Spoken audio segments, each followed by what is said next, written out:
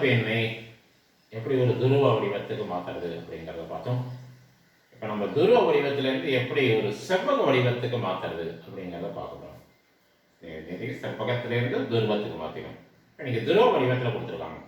இதில் நம்ம சில பண்புகளும் நேற்றுக்கு பார்த்துருக்கோம். நேற்றுக்கு வீச்சுகள் எப்படி சேஞ்ச் ஆகும் அப்படிங்கிறத பார்த்துருக்கோம். வீச்சுகள் பெருக்கல்ல இருந்தால் என்ன ஆகும், வகுத்தல்ல இருந்தால் என்ன ஆகும் அப்படிங்கிறத நம்ம நேற்றுக்கு டெஸ்ட் பண்ணிடுவோம். இன்னைக்கு பயிற்சி 2.7 ரெண்டாவது கணக்கு பார்த்தீங்கன்னா செவ்வக வடிவில் எழுதணும். இதை கொடுத்துருக்கிற கணக்கை சாதாரண நம்பர் வடிவத்தில் எக்ஸ் பிளஸ் ஐ ஒய் அப்படிங்கிற வடிவத்தில் நம்ம மாற்றி எழுதணும். இப்போ நம்ம என்ன சொல்லியிருக்கோம், ரெண்டு கலப்பெண்கள் பெருக்கல்ல இருந்தால் அதனுடைய வீச்சுகள் சம் ஆஃப் டூ ஆர்குமெண்ட்ஸ் ஆக மாறும். அப்போ cos pi by 6 plus I sin pi by 6 cos pi by 12 plus I sin pi by 12 என்பது cos of pi by 6 plus pi by 12. அப்ப வீச்சுகள் வந்து கூட்டல்ல எழுதணும் நம்ம. அதே மாதிரி I sin வீச்சுகளை மட்டும் கூட்டினால் போதும். பெருக்கும் பொழுது வீச்சுகளை மட்டும் நம்ம இந்த மாதிரி கூட்டிக்கலாம். அப்புறம் cos pi by 6 plus pi by 12 is nothing but cos 3 pi by 12 plus I sin 3 pi by 12. That is cos pi by 4 plus I sin pi by 4. Cos pi by 4 is nothing but cos 45 degrees. Both cos 45 and sin 45 are equal. Therefore, it is 1 by root 2 plus I into 1 by root 2. Or even it can be written like this: 1 by root 2 into 1 plus I. அப்படின்னு நம்ம என்ன பண்ணிக்கலாம், செவ்வக வடிவத்தில் அதை மாற்றி எழுத முடியும். இதே நீங்கள் e power I pi by 6, e power I pi by 12 அப்படின்னு மாற்றியும் போட்டு பார்க்கலாம். இவ்வளோயும் தேற்றத்தை பயன்படுத்தியும் போடலாம். அடுத்தது இதில் செகண்ட் கொஸ்டின் பார்த்தீங்கன்னா இது பெருக்கல்ல இருக்கு, இது வகுத்தல் கொடுத்துருக்காங்க. நம்ம இவ்வளோயும் தேற்றத்தை பயன்படுத்தி போட்டு பார்ப்போம். cos pi by 6 minus I sin pi by 6 cos theta plus I sin theta ன்றத e power I theta ன்னு எழுதணும். cos pi by 6 minus I sin pi by 6 ன்றத e power minus I pi by 6 ன்னு எழுதலாம். 2 ங்கிறது modulus value, just keep as it is. கீழ இருக்கிற cos pi by 3 plus I sin pi by 3 ங்கிறத e power I pi by 3 மாத்திக்கலாம். அப்புறம் 1 by 2 ங்கிறது modulus value.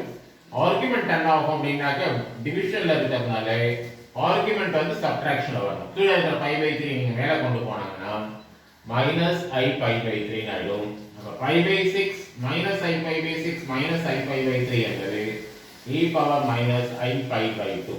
30 degree 60 degree add பண்ணா நமக்கு 90 degree வந்துரும். That is nothing but cos of pi by 2 minus I sin 90. Cos 90 is 0 and sin 90 is 1. Therefore the answer is minus I by 2. Actually the real part 0, imaginary part minus 1 by 2 ன்னு முடியும். இதை வந்து நம்ம என்ன பண்ணிருக்கோம், கொடுக்கப்பட்ட கணக்கை துருவ வடிவத்திலிருந்து சாதாரண செவ்வக வடிவத்துக்கு நம்ம மாற்றி அமைச்சிருக்கோம். மேலும் இந்த பண்புகளை எப்படி பயன்படுத்தலாம் அப்படிங்கிறத அடுத்த கணக்கில் பார்ப்போம். இப்போ பயிற்சி 2.7 மூன்றாவது கணக்கு என்ன சொல்ல வராங்க அப்படின்னாக்க x1 plus y1 இதே மாதிரி ஒரு n கலப்பெண்கள் எடுத்து பெருக்கிறோம். பெருக்கினா ஒரு கலப்பெண் தான் கிடைக்கும். அதை நான் a plus ib அப்படின்னு வச்சிருக்கேன். இப்போ நம்ம என்ன நிரூபிக்கணும் அப்படின்னாக்கா first term x1 square plus y1 square into x2 square plus y2 square and so on. xn square plus yn square equal to a square plus b square. இது முதல் நிரூபணம். இதை நிரூபிக்கணும் நம்ம. இதை நிரூபிக்கணும் அப்படின்னா நமக்கு x1 ஸ்கொயர் y1 ஸ்கொயர் எப்போ வரும் அப்படின்னா மட்டு மதிப்புல தான் நமக்கு கிடைக்கும். therefore நம்ம இந்த கணக்கை நம்ம என்ன பண்ணிக்கலாம், இரண்டு பக்கமும் மொத்தமா மட்டு எடுத்துக்கலாம். x1 plus iy1 into x2 plus iy2 xn plus iyn அந்த n கலப்பெண்களுக்கு அப்படியே மட்டும் நம்ம எடுத்துக்கலாம். அதே மாதிரி வலது பக்கத்துலயும் a plus ib க்கு நம்ம என்ன பண்ணிக்கிறோம், மட்டு எடுத்துக்கிறோம். மட்டை நம்ம என்ன பண்ணிக்கலாம், தனித்தனியா பிரித்து கொள்ளலாம் அப்படின்னு சொல்லிருக்கு. மட்டைகள் பெருக்கல்ல இருந்தா, கலப்பெண்கள் பெருக்கல்ல இருந்தா மட்டைகள் தனித்தனியாக பிரிச்சு பெருக்கல்ல எழுதிக்கலாம் அப்படின்னு நமக்கு தெரியும். அப்ப x1 y1 தனியா மட்டு, x2 y2 தனியா மட்டு, அதே மாதிரி xn plus iyn க்கு தனியாக மட்டு எடுத்துக்கலாம். மட்டு எடுத்துட்டானாக்க நமக்கு square root of x1 square plus y1 square அப்படின்னு கிடைக்கும். Similarly x2 square plus y2 square மெய் பகுதி தனியா கற்பனை பகுதி தனியா ஸ்கொயர் பண்ணனும்.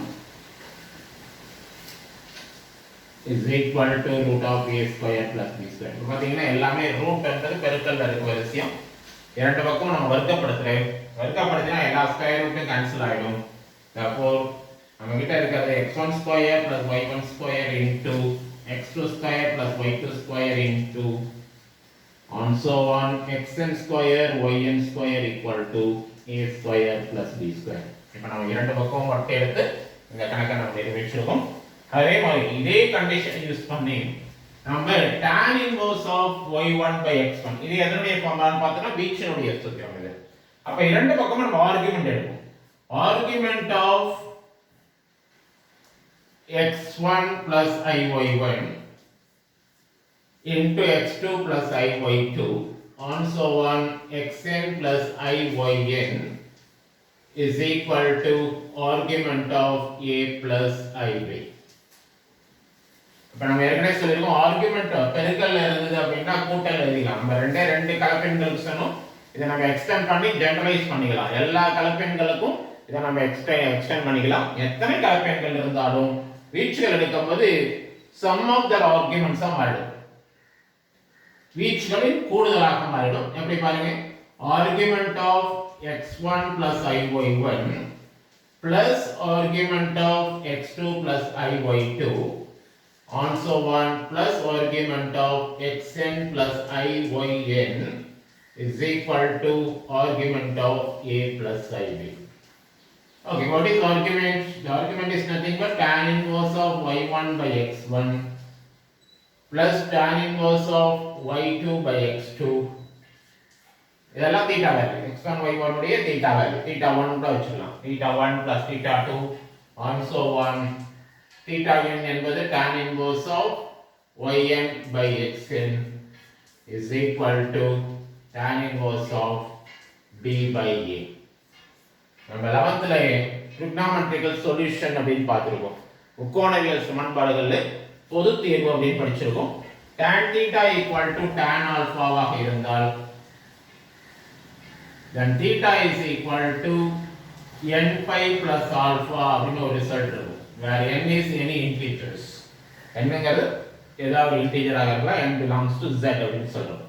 அப்ப அதே கண்டிஷன் யூஸ் பண்ணா एक्चुअली பாத்தீங்கன்னா எல்லாம் தீட்டா வரும். தீட்டா 1 plus theta 2 theta 3 எல்லாத்தையும் ஆட் பண்ணாக்க இந்த ஈக்குவல் டு சம் ஆல்பா வரும். நம்ம என்ன செய்யணும்னா ஜெனரலைஸ் பண்ணும்போது solution plus some n pi plus alpha அப்படி நம்ம சேர்த்துக்கணும்.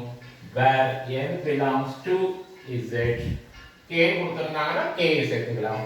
n கொடுத்திருந்தாங்கன்னா n போடுங்க. k என்பது any integer or n என்பது any integer ஆக இருக்கும். அடுத்த கணக்கு பார்ப்போம். இது பயிற்சி 2.7 கேள்வி நம்பர் 4. என்ன சொல்ல வராங்கன்னா 1 plus z by 1 minus z is equal to cos 2 theta plus I sin 2 theta ஆக இருந்தால் z உடைய மதிப்பு I tan theta அப்படி நம்ம நிரூபிக்கணும். In fact cos 2 theta sin 2 theta க்கு நமக்கு ஏற்கனவே trigonometryல ஒரு ஃபார்முலா இருக்கு.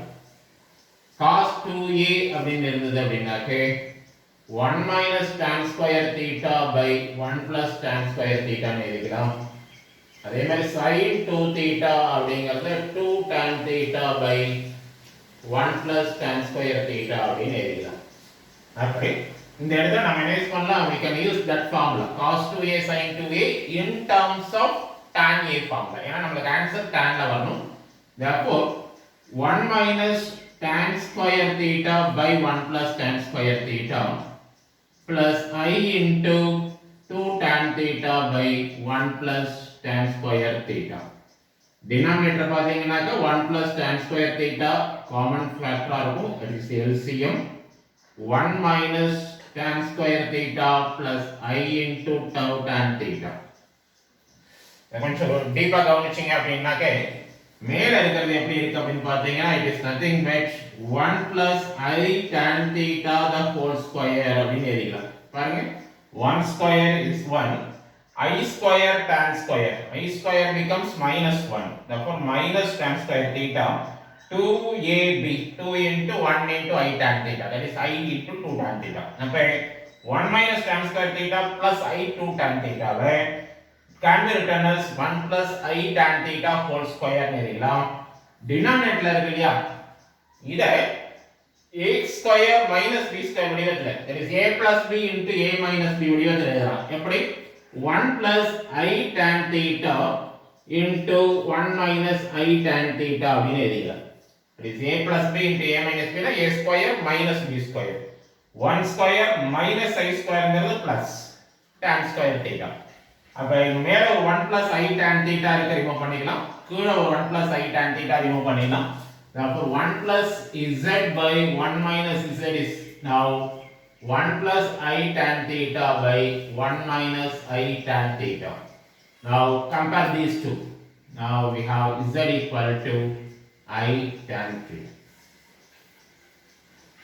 Okay, முடியும். இதுக்கு நம்ம 11th standard ல இருந்து cos 2a sin 2a in terms of tan a formula கொண்டு வரணும்.